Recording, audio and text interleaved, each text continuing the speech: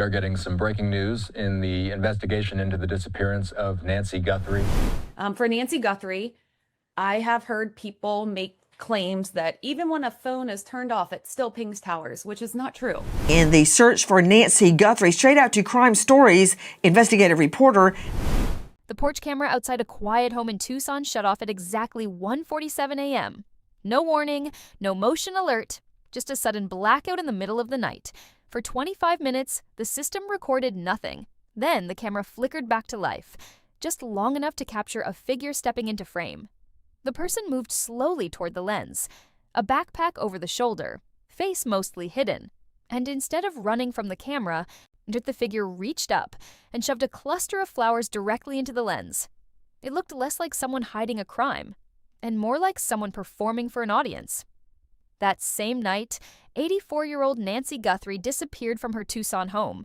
No ransom has been paid, no confirmed sightings have surfaced. And weeks later, investigators are still trying to answer a question that has begun to trouble even seasoned profilers.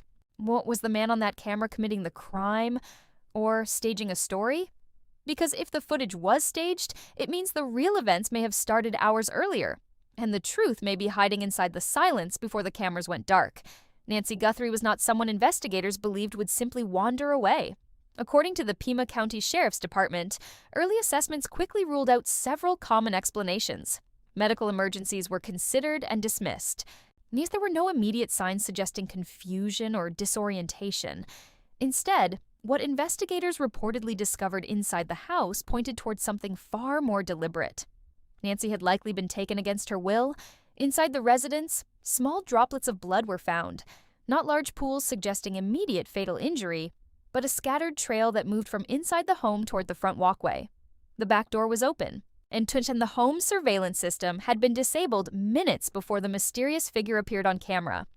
That detail alone raised serious questions, because disabling a security system requires more than luck. It requires knowledge. But what happened next on the footage is what truly divided investigators.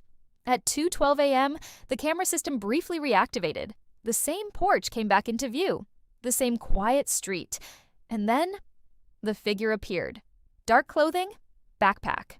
On face mostly concealed, the person stepped closer to the camera and reached upward, awkwardly forcing flowers into the lens until the view was completely blocked. To some investigators, the movement looked strangely clumsy. One behavioral analyst reviewing the footage described it as the work of someone inexperienced. The suspect fumbled with the flowers and lingered in front of the camera longer than most offenders would ever risk. That observation sparked an early theory. Maybe this had started as a simple burglary. An elderly woman living alone could appear to be an easy target. Someone breaks in hoping to steal valuables, but things escalate unexpectedly. But that explanation quickly runs into a problem. If the goal was theft, why take Nancy? Removing a victim from a scene dramatically increases the risk of capture. It requires planning, transportation, and time. Most burglars would never take that risk. Which is why many investigators began looking at a darker possibility. Some experts now believe the suspect may not have been a stranger at all. A former threat management specialist once summarized a pattern investigators often notice. People who break into homes during the day usually want property. People who come at night often want the person inside. Under this theory, the suspect may have known Nancy, someone familiar with her routine, someone who understood the layout of the home and possibly the location of the surveillance system, someone who knew exactly when she would be alone. But another theory circulating quietly among investigators goes even further, and it may explain the strange behavior captured on camera. A former cold case investigator studying the footage noticed something unusual about the suspect's clothing, specifically a holster positioned on the front of the body. To most viewers, and it might look normal, but firearms specialists say the position made little practical sense for actual use. Instead, the holster appeared angled almost directly toward the camera, as if it had been deliberately positioned to be seen. Not for function, for visibility. That observation led to a chilling possibility. What if the suspect wasn't arriving at the crime scene, but leaving it?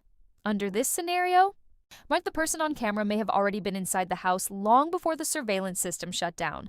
Nancy reportedly returned home around 9:50 p.m. The camera didn't go dark until 1:47 a.m. That leaves nearly 4 hours of unexplained time inside the house. And if the suspect knew the cameras would later be reviewed, staging a fake intruder moment could redirect attention away from someone with a personal connection to the victim. In forensic psychology, this tactic has a name: more staging, and it's often used by offenders who know investigators will eventually look at them first. Even if the suspect attempted to control the narrative, investigators believe he may have made several critical mistakes. According to a retired agent from the Federal Bureau of Investigation, the individual exposed several identifying markers during those few seconds of footage. His eyes were partially visible. Investigators can estimate height and body structure from the video.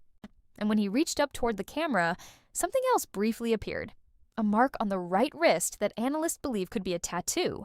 That single detail may eventually prove extremely valuable, but the most important clue may not come from the camera at all. It may come from the blood trail. Forensic analysts reviewing the pattern of droplets outside the home have offered an unusual interpretation. The spacing and shape of the drops do not resemble the patterns typically seen in major wounds or arterial bleeding. Instead, the pattern may suggest respiratory distress. In simple terms, the blood could have been expelled through coughing or breathing rather than heavy trauma. If that interpretation is correct, it suggests something critical. Nancy Guthrie may have still been alive when she left the property, which means whatever happened next likely occurred somewhere else entirely. And that realization dramatically expanded the scope of the investigation. As the case grew more complex, local authorities eventually stepped back. The investigation was formally taken over by the Federal Bureau of Investigation, which formed a task force operating out of Tucson. Since then, officials have released very little information publicly, but several strange developments have surfaced behind the scenes. Multiple ransom messages were reportedly sent to media outlets demanding millions in cryptocurrency. Most were quickly dismissed as opportunistic scams. But one message reportedly contained a small detail about an object inside Nancy's home, something investigators believe only someone familiar with the interior might know. Agents are now trying to determine whether that message was simply a lucky guess or a signature from the person responsible. Meanwhile, as investigators continue to analyze every frame of the short video clip, they are studying the suspect's walk, enhancing the image of the wrist mark, even identifying the species of flowers used to block the camera, because every detail could become a thread leading back to the person responsible. And if the staging theory proves correct, the truth may not come from a random DNA match or a sudden confession. It may come from inconsistencies, small lies told by someone close to the center of the story. Right now, the case remains active, but investigators believe the man on that camera made several mistakes. He returned to a camera he knew existed, he exposed physical markers investigators can analyze, and he left behind a trail that leads somewhere. But the most important mystery may not be the man with the flowers. It may be the silence before he appeared. Nearly 4 hours passed between the moment Nancy Guthrie arrived home and the moment the cameras went dark. 4 hours where no one knows exactly what happened inside that house. And investigators believe the answer to the entire case may be hidden inside that missing time. Because in crimes built on staging, the truth often appears in the one detail the actor forgot to rehearse.